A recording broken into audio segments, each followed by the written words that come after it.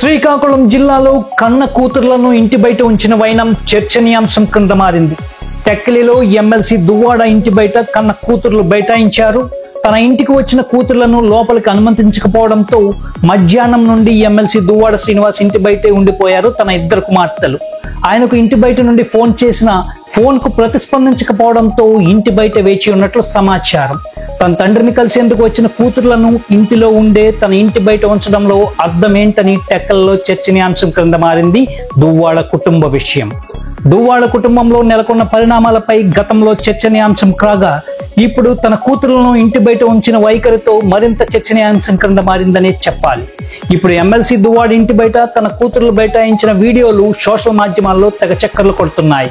దీనిపై తమ కుమార్తెలు కూడా నోరు విప్పకపోవడం, ఇంటి బయటే కాపలా కాయడం, దువ్వాడ శ్రీనివాస్ తన కూతురులను ఇంటి బయటే ఉంచడంపై పలు అనుమానాలు వ్యక్తమవుతున్నాయి.